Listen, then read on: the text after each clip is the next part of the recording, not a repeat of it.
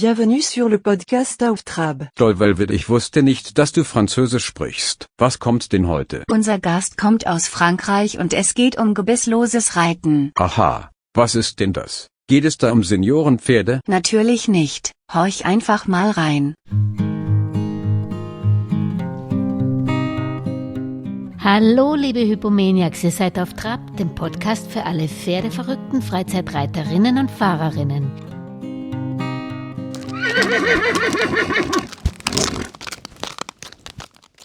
Auf Trab zu Gast ist Elisabeth Turpitt, eine Britin, die in der Bretagne mit 20 Pferden lebt und auf gebissloses Reiten schwört.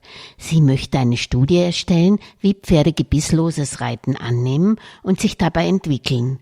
Und sie möchte möglichst viele Pferdefreundinnen von gebisslosem Reiten überzeugen. Sie sucht Volunteers, die ihre Pferde in der Bretagne gebisslos reiten. Hierfür verlangt sie nur einen Beitrag für die Verpflegung. Stallarbeit werde nicht gefordert. Wer sich über ihr Projekt mehr informieren möchte, findet sie auf Facebook. Ihre Gruppe heißt Bitless Horse Training. Vorneweg ein Hinweis. Dies ist keine Empfehlung, ich kenne sie nur von Facebook und vom Podcasten, nicht persönlich und war auch nie bei ihr in der Bretagne. Und noch ein Hinweis. Anja Beran würde im September 2023 nach Schloss Hof kommen, ins Machfeld in Niederösterreich und hier auch gerne einen größeren Vortrag halten. Auch Zuschauer sind erwünscht. Um abzuschätzen, ob ein solcher Kurs genügend Teilnehmerinnen finden würde, würde ich Interessenten bitten, sich bei mir zu melden unter julia@auftrab.eu. Wer im Raum Wien hier Interesse hätte, diesen Vortrag zu organisieren und auch die Räumlichkeiten hätte, der möge sich ebenfalls bei mir melden. Und jetzt geht es endlich los.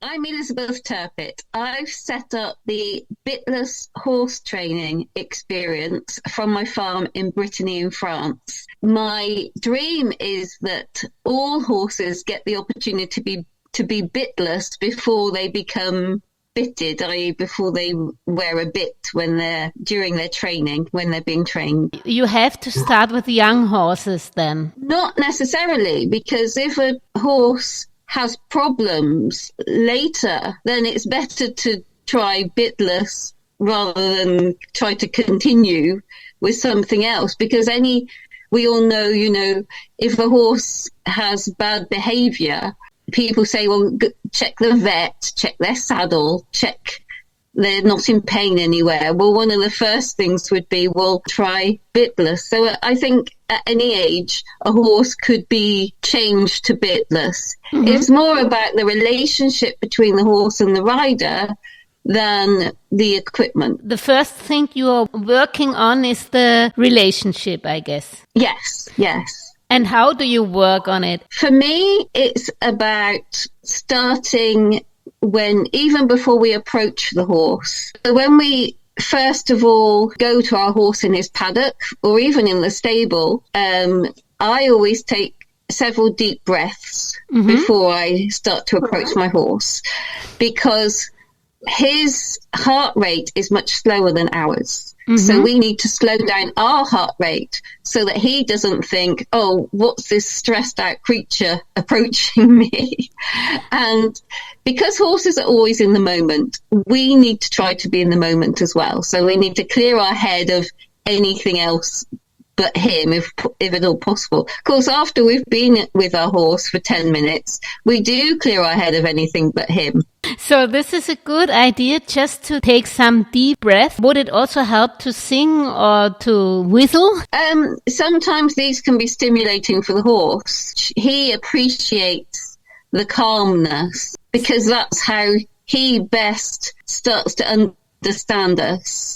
When you are doing this, you just do it before you enter the stable. Before I approach him even, when I'm 20 meters away, I'm bringing my breathing slower and trying to think of my heart rate being slower. Then as I approach him, I watch his reaction. I've done a video actually on this, and it's on our Facebook page, the Bitless Horse training experience. I've approached the horse and I've stopped just to see her reaction, and she doesn't look at me.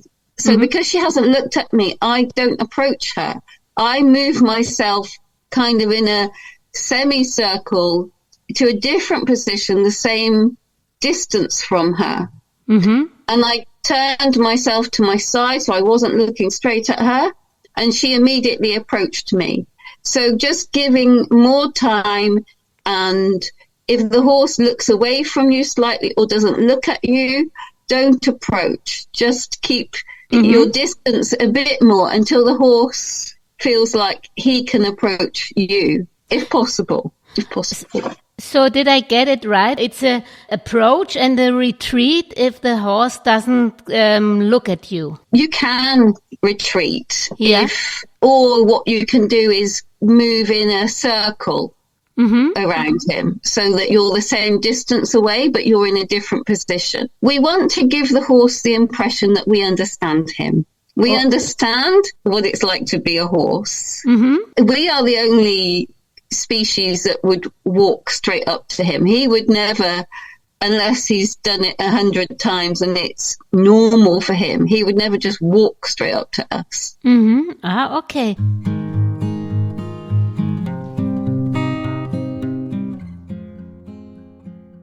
And if he looks at me, what is the next step? Then you have permission to approach. And you approach, and then do you start, for example, if the horse is outside and it comes from its friends away, and what are you doing then? Well, if he starts to come towards you and then stops, I would then retreat a few steps, because then what I'm doing is inviting him into the place that I have retreated from. And if you get some new horses, is it always the same, or does a horse which doesn't know you always approach to you, or what are you doing if you don't have a connection yet? Well, this is how I would build a connection. By not approaching immediately, but let him know that I'm interested in him by approaching to 10 meters away. And then wait for him to recognize that I'm interested in him, but not necessarily walk up to him. I can walk in a semicircle around him, and if we look straight at a horse and we have our body straight towards them, it's almost like we're telling them to go away, really. It's an aggressive stance, if you like. So the more we can be turned to our side and use approach and retreat, or approach and go to the side, sort of a zigzag from side to side movement. The horses understand that. But for example, Pat Pirelli, he always says like zigzag is the way you are approaching with a horse something dangerous. Is this also a way of approaching that the horse can approach you in zigzag? Yes, zigzag is a way for the horse to see you out of both eyes. It's because he can't see from his left side, he can't see you with his right eye if you're standing on his left side. So the zigzag is a way that you can have the horse see you with both eyes. And that's why approaching something dangerous or difficult or new, it's good to zigzag, because then the horse can see it with both eyes. And often when we start to use these methods like zigzagging or approach and retreat, the horses suddenly realize that we understand them, and they suddenly everything goes well. They this person understands me. Okay, it's safe. I can do whatever they ask. Because this hunter idea that we are hunters, and so we don't think like prey animals. We have to prove to them that we think a bit more like them. Okay. And if I'm a prey animal, I have a connection to this human nature, but still the human nature has something like a halter. How do you get close to a horse you haven't built much connection yet? Okay, well, the halter is just a thing. I mean, we've the more we have it with us, and the more we show it to the horse, and we can use it as a brush. We can get him used to the ropiness of it, or the strappiness of it. And some horses are worried about being caught because they don't like the idea of being controlled. But we've got to let them know that there's no problem. There's no problem with, we're not going to suddenly try to control them. And I think that's an issue with young horses during their training, is that they feel like we're trying to take their freedom away. And I think a lot of problems stem from that. So we have to let them know that we're going to do lots of things that the horse wants to do, even though he's with us. We're not just going to do what we want to do.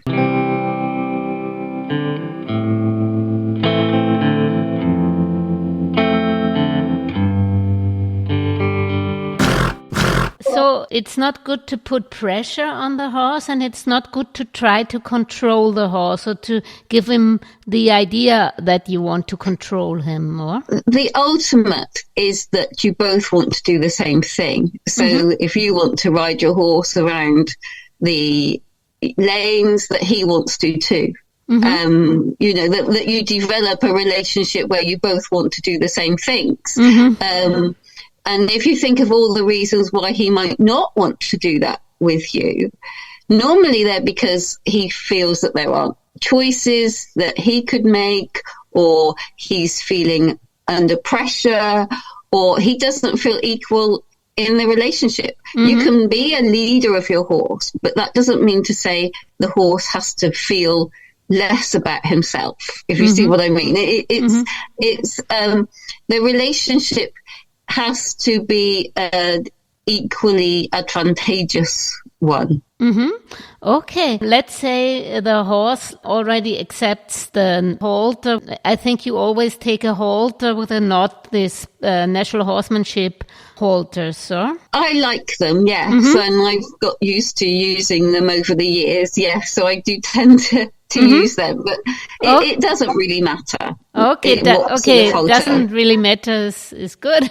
And how do you start? I guess you don't start with riding, horseback riding right away then. What is the next step? No. Well, for me, the more easily this horse goes backwards, the more easily he's going to be able to stop. And we've all heard we need to use our seat to stop the horse. We need to use our body weight to stop the horse rather than the reins. So this is true also with bitless riding. We need to start really stopping easily as part of our relationship. So for me, the more easily a horse goes backwards, the more easily he's going to be able to stop. I've done a video actually of this on the Facebook page as well. So I start by just putting the slightest pressure on his chest, not on his nose, on his chest. And so, because also asking him to go backwards requires him to put more weight on his hind legs. This is a true half halt. Is to put your horse's weight on his hind legs. That's the true reason for a half halt. So I'm just going to ask him to go backwards. Now, I'm going to accept if he just shifts his chest a couple of centimeters backwards and he doesn't move his feet, I stop. And I relax for a couple of seconds, and then I reward him and then ask again. So eventually he'll realize, okay, you're asking me to take a step backwards. But it has to be a gradual thing, because that first demand of, I'd like you to go backwards, is what he thinks in that moment that will shape everything. And how often do you do this practicing? Because I guess the horse is getting bored if you do it too much, sure? I think if we approach all these things as a game and we we have fun in our heart and we're asking the horse from a stance of fun. I don't think it could ever be boring. It's like you take a step back and I'll reward you with a scratch and a rub. He's never going to get bored of that. And if every time you see him you're perfecting your go backwards and it's a game between you, then there's people that ride bitless with a bit, with no bridle, who can say to their horse a word at a full gallop and the horse will stop because that's what they've agreed in their game, that's what happens. As you know, Pirelli, this is one of the 7 games also. It's yo-yo game. Well, I know the yo-yo game very well, but I will say that this is really about having a gentle, thoughtful relationship with the horse. So the yo-yo game can be a bit full on.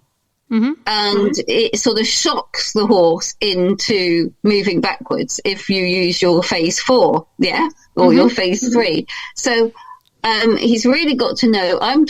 What I've been discussing is more the porcupine game, where I'm really getting a gentle communication, language, understanding with the horse of what we want to be doing. We want to have an understanding about stopping better than anything else. So I'm a great fan of Pirelli method. The only feelings I have about the training is that, for example, with level 1, they're using a rather hard hammer to crack a small thing.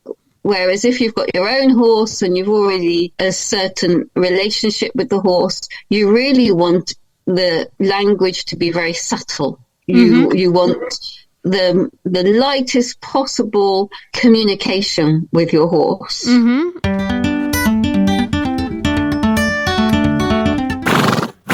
I just got the difference, I think, because you don't want to break the horse in its mind. You want that it follows you and you follow the horse. Yes. If we have a 15-minute session together, me and the horse, in the beginning, we'll spend 12 minutes doing what he wants to do and 3 minutes doing what I want to do.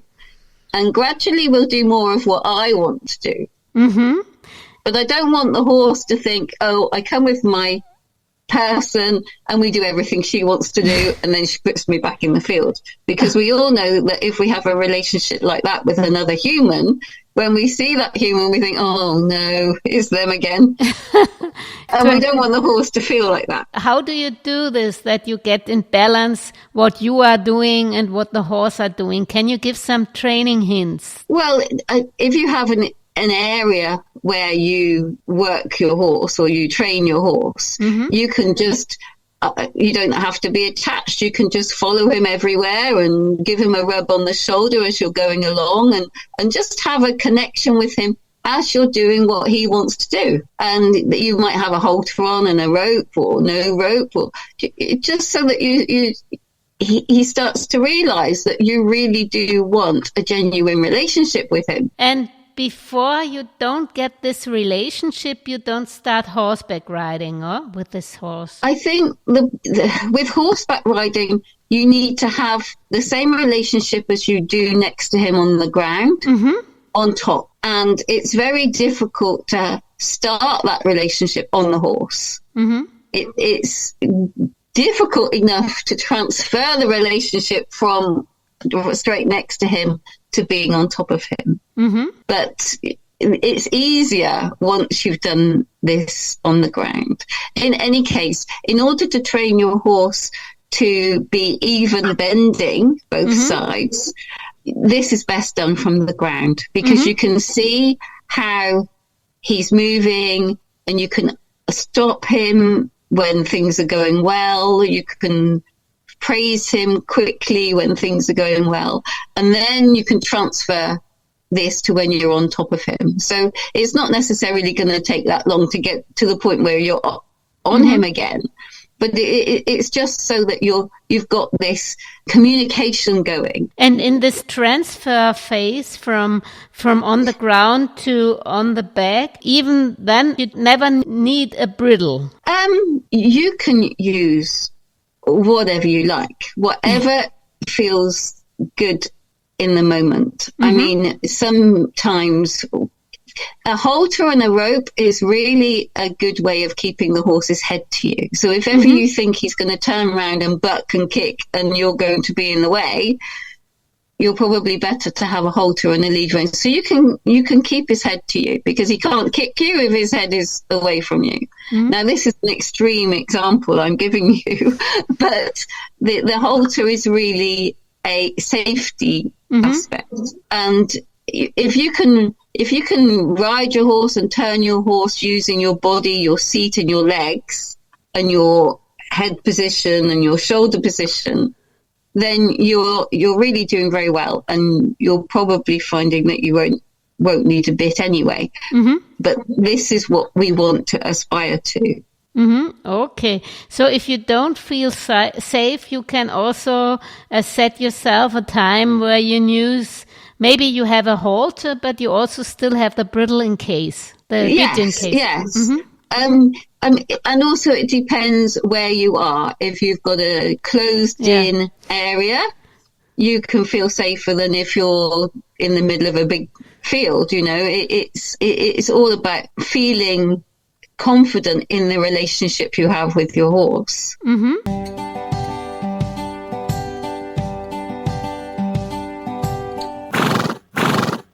And now one thing would be interesting, for example, if you're an ambitious rider and you want to, I guess with bitless training, you also want to be nicer to your horse. And some say they want to be nicer to their horse to get the backhand more under the horse. Therefore, you don't need a bit, as I get you. I'm saying that the lighter the horse is on the forehand, the less he will try to lean on your hands. So he will have what we call self-carriage. He will be able to carry himself more reliably, if you like. You're riding bitless, but a saddle you take, or? Yes. I mean, you know, a saddle's great because it's an interface between the horse and the rider. Often it's more comfortable for both than bareback. I certainly wouldn't ride a horse with a bit and a bridle bareback, because I don't think the rider's stable enough. But it gives the rider, having a saddle gives the rider stability. And that's good for the back of the horse also. Yes. Okay. If the saddle fits. Yeah. And now you have a present for our listeners. Tell us a little bit about yourself. You're from Plymouth, but tell me, how do you get to the Bretagne and what are you doing there? And there you need volunteers, and this you could talk a little bit about. Okay, yes. Well, I moved to Brittany several years ago. I was lucky to buy my farm in Brittany, and I'm a Connemara pony breeder, and I also have bigger horses here. Now, I have been thinking about why it is that more horses are not trained to be bitless in this 21st century that we're in. And we did a small survey on one of the bitless horse groups on Facebook, and a lot of people said it was about education, that the reason was possibly education. And I thought, well, if we could do a project where we are training horses bitless and documenting the experience that we have, so the good bits, the bad bits, the successes, the failures, if we document everything, then this could be a guide for people in the future who want to train their horses to be bitless. That's interesting. And you want to do the study, and therefore you need volunteers. Yes, because we've got a lot of horses. I've found 20 horses. So we can do this study, but I can't do it on my own. So to have equally passionate volunteers who would be interested in making a documentary of how we did it, what we did, what the success was, what we did wrong that we wouldn't do again, what we did right that we would do more of, these sort of things that would help ourselves and other people in the future to find a way of reliably training horses, because the book, certainly the British books on horse training that have been issued by the British Horse Society, they're really old. They go back to military horse training. They don't have the modern ideas. Mm. That's where the horseback riding is coming from, yes. Yes. Yeah, so that's really interesting.